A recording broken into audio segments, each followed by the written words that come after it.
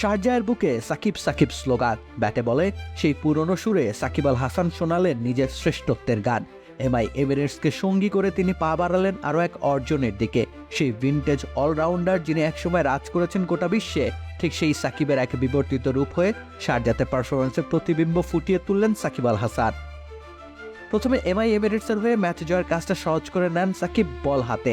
4 ওভারে রান বিলিয়েছেন মাত্র 20টি, উইকেট পাননি, তবে সতীর্থদের উইকেট পাওয়ার মঞ্চ প্রস্তুত করে দিয়েছিলেন তিনি। সাকিবের সৃষ্টি করা সেই অসহ্য চাপের বলয়ে হাপিত্তেশ করেছে আবুধাবি নাইট রাইডার্স ব্যাটাররা। শত প্রচেষ্টার পর সর্বসাকুল্যে 120 রান আবুধাবির স্কোরবোর্ডে। এতটুকু পথ আসতেই তাদের হারাতে হয়েছে 8টি উইকেট, কেরামতি ওই সাকিবের।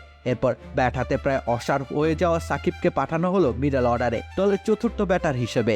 এবার সাকিবের গায়ে যেন ভর করলো সেই 2019 ওয়ানডে বিশ্বকাপের সাকিবের অবতার। ব্যাস, এবার আমরাই নাম্বার ওয়ান। নাম্বার ওয়ান হচ্ছে মেরিল পেট্রোলিয়াম জেলি। থামাইকে সাকিবের ব্যাটে বনে গেল দুর্দমনীয় রান এলো 24 বলে 38, 5খানা 4, 1খানা ছক্কা, স্ট্রাইক রেট 158।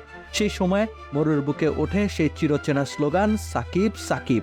এমন অনবদ্য পারফরমেন্সের দিনে তিনি যে দর্শকদের কাছ থেকে প্রশংসায় ভাসবেন, সেটাই তো স্বাভাবিক, সেটাই তো হওয়া উচিত।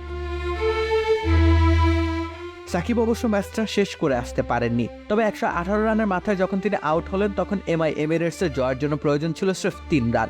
দলকে একেবারে জয়ের দোরগোড়ায় পৌঁছে দিয়েছিলেন সাকিব আল হাসান। তাতে করে 7 উইকেট ও 23 বল হাতে রেখে আইএল টি-20 ফাইনালে পৌঁছে যায় এমআই এমিরেটস।